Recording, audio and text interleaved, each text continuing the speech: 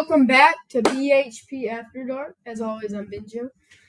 I'm B. And today, we're in Season 1, Episode 39, Scottcast, Part 5. Coming back at you. Coming back at you. Yeah. How you doing?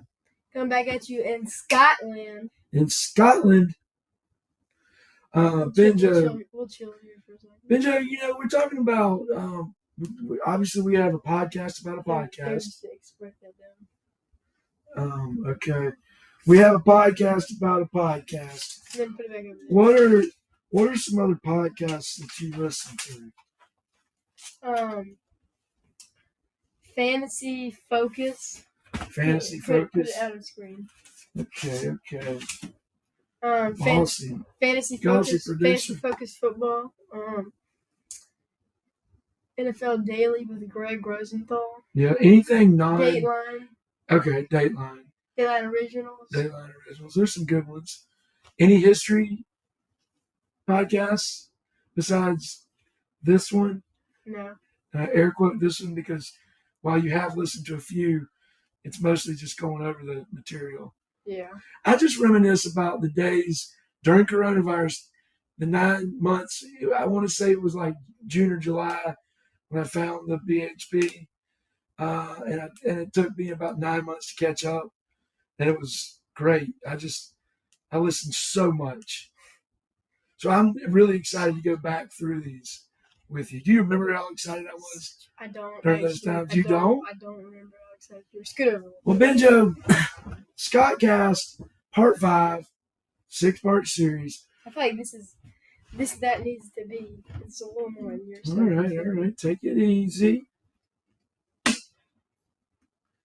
right.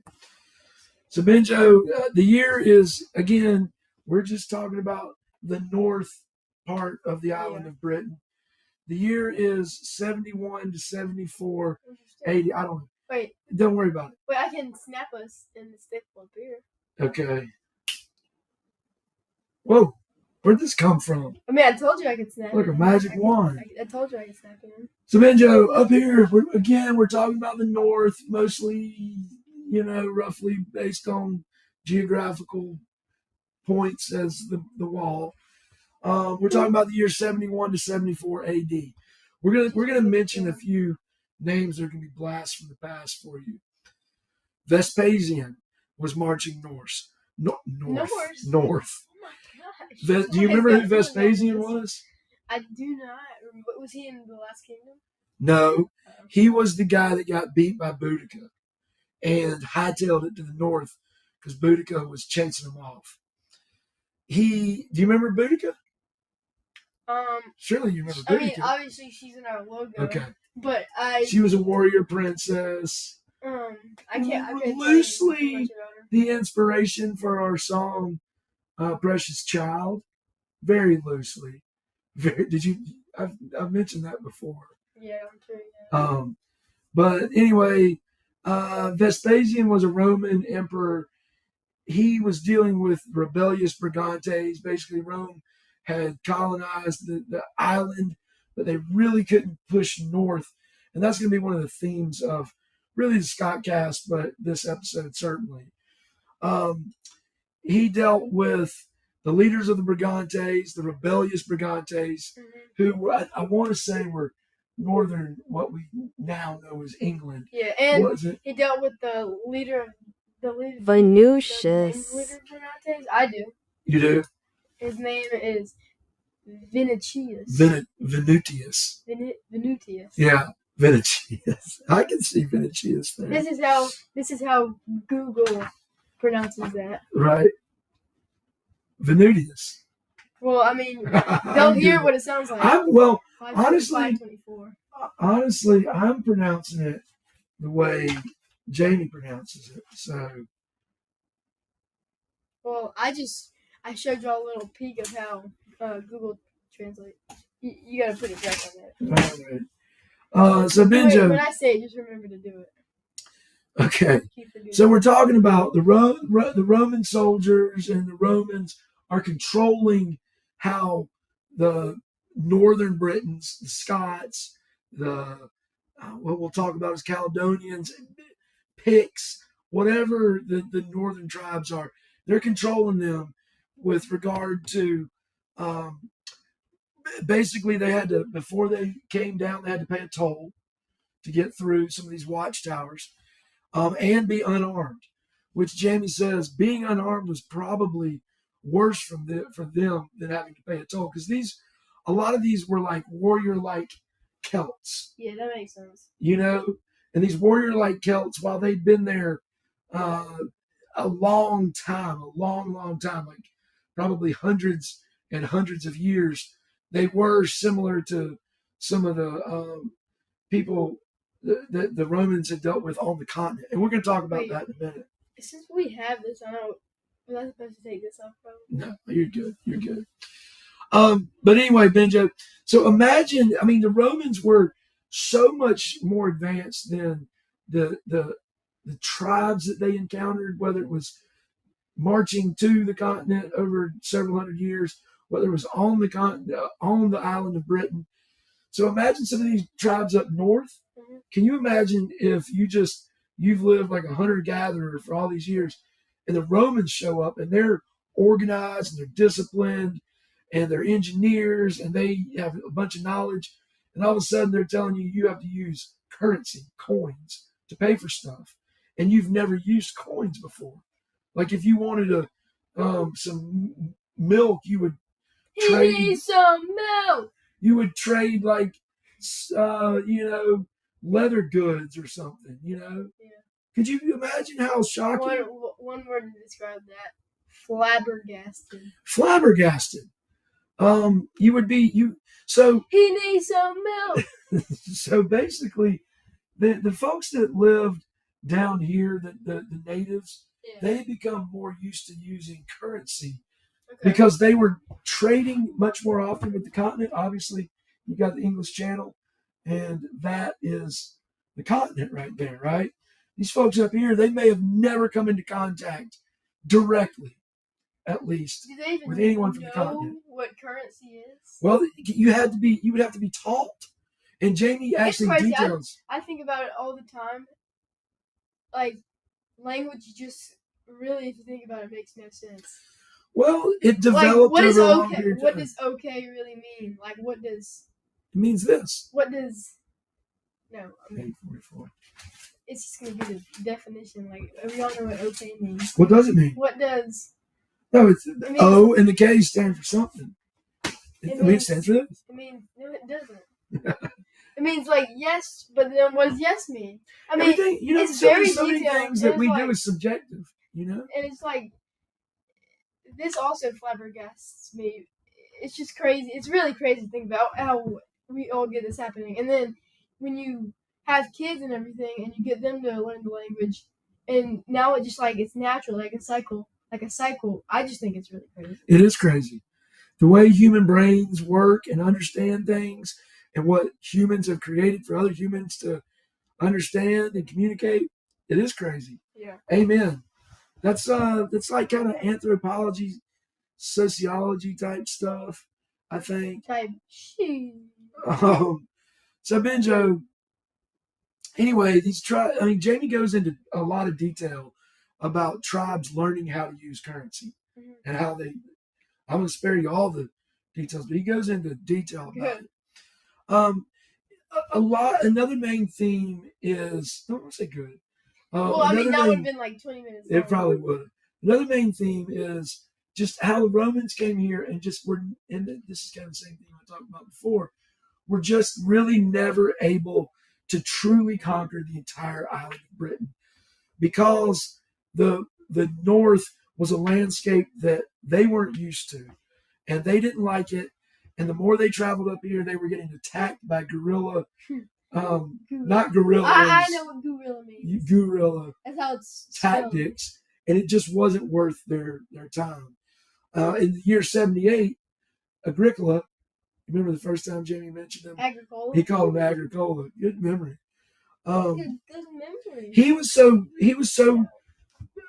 pestered by these Scottish tribes that he took routes that weren't along natural roads that had been created, that may have been along the highlands, where the Scots had the the geographical defensive better position, he made his own roads so that he didn't have to follow those roads so that he wouldn't keep getting attacked by Scots. Smart man. Smart man. You feel me? So anyway, we're talking about. Jamie mentions two tribes. Really, one I want to focus on because we're going to talk about them more a little bit. Are the Caledonians? As I understand, this other tribe he mentioned were up more in the Highlands. Caledonians were in southern, what we now call Scotland in general. The Roman scribe Tacitus, who may have been homesick from Italy, describes them. He was a scribe. He described them as Caledonian, like they had red hair. Red hair. Wow, what red hair they have. They were similar and likely kin. I don't know what kin means. Like related to the German tribes that they had encountered. They fought with chariots. But you know what chariots are? They're like horse-drawn fighting carriages. Yeah. You know, like. But there was no organized. I know how to say organized. There was no organized resistance, so they were all conquered. Yeah, this is another trend we deal with when the Romans, like we talked about, how they learned to use currency.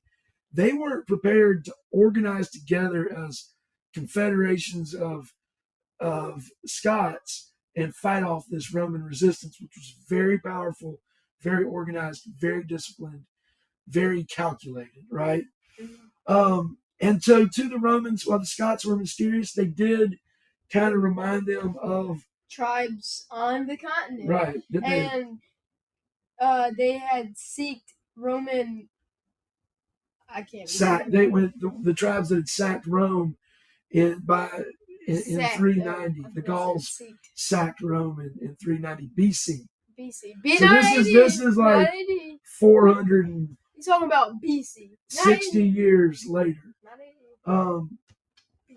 But anyway, in 83 AD, Demetrius of Tarsus, who's a Roman, is sailing home, and he decides to sail around this way so that he can map out the Scottish Islands. That's pretty fair. And he found an island of native holy men, like just dudes, I guess. And they were holy men that likely, Jamie says, might have been druids. What else could they have been? Yeah. But it might have been druids. Yeah, back then, it was like you think about it, it was like very, very unlikely chance that people on ships made it to where they actually wanted to be. But, you wonder how many. Like Chris Columbus, the English tribes coming to America. Right. I mean, now we're talking about crossing the Atlantic Ocean. Even, you go thousands of years ago, crossing the Mediterranean and the English Channel and all that was dangerous. Yeah. So, by 1492, they did have some improvements in technology, but yet it still was. You're running a lot on faith. You're exactly right. Yeah. You got to imagine like how many must have perished. Yeah, some of them made it, but how many must have perished learning how to make boats and sails? You know? So anyway, he sails a long way home to map it out, runs into an island of druids who Jamie says may have been the island of Iona, which is right here. 15. I just blew it away. You did? Yeah. And so anyway, the Romans, as they slowly marched up this way over dozens of years as they colonized the island of Britain, they slowly either put fear into people or gave them a reason, an incentive to comply. Yeah. So if you didn't comply, you'd be dealt with harshly. If you did comply, they would be easy on you. So it was like it gave you a reason to comply. And so we've got, are they intentionally antagonizing tribes, again, as they come further north into Scotland? Jamie mentions Burnswark Hill, the site of the largest hill fort in southwest Scotland. So I'm assuming somewhere around here. But we were just talking about the building division and giving reasons to comply. But even so, some Scotland tribes allied with the Romans. Right. Because the Roman Empire provided an opportunities for betterment, and that didn't exist in Celtic North. Right. Yeah. Man, you're wise. You're using your head. Wait. This is an AI photo of my brain, and it just I just increased it by 3 times. That's a picture, and his too. His is in there too. Benjo, do you remember? I believe we discussed Mons Graupius before.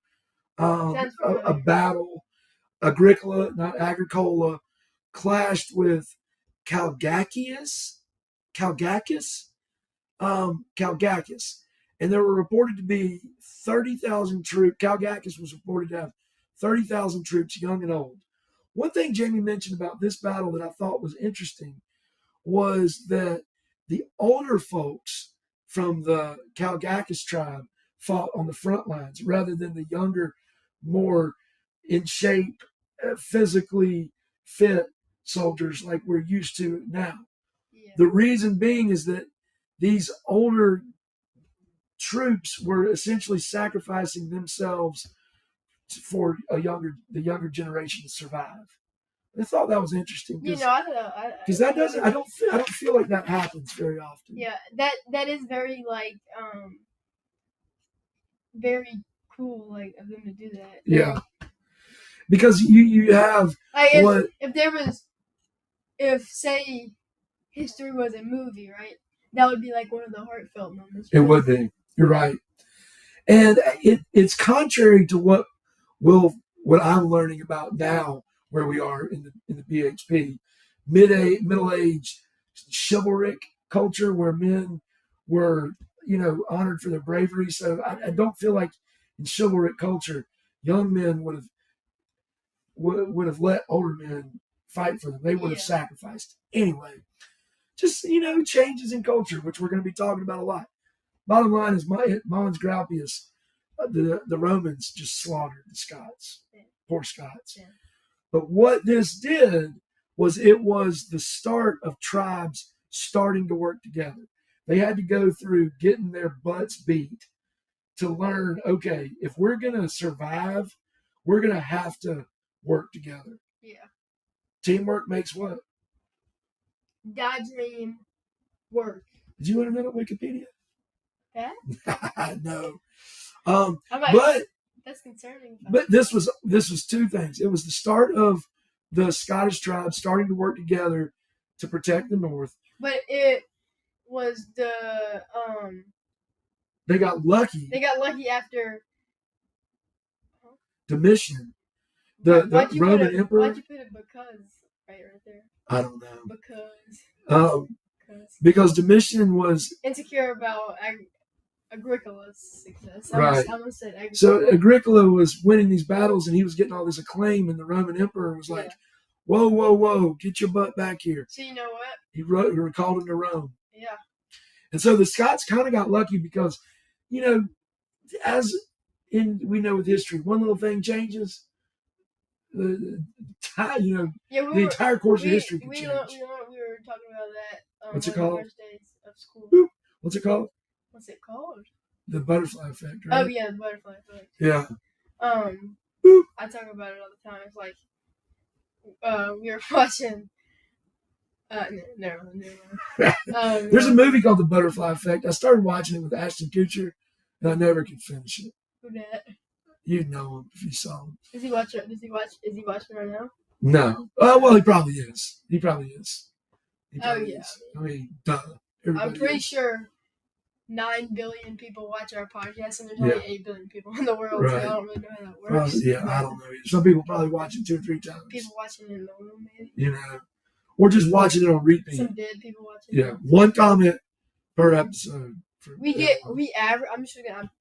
I don't know. It's the same stat, but we average 70 billion comments an episode. It's crazy. I just wanted to tell everybody on Earth is commenting. 17, like everybody on Earth is commenting. Like Once. No. If we average 70 billion comments. Oh, 70, then 10 times. That's like 10 times. About 7 billion people on Earth. Anyway, Benjo, we talked about how the Romans were pushing up north, and the Scottish tribes fought them off with guerrilla tactics. Rome did not like the landscape of Scotland, or at least some of them didn't. And so they never really pushed further and further. What we do see, we hear a lot about the incursions, but they were really never long-term permanent settlements in the north. There's a lot of violent interactions, but they're mostly like raids and just little battles. But like they weren't comfortable staying there. They wanted to seek seek a better, more comfortable place. But they were concerned enough to build 2 walls, Hadrian's Wall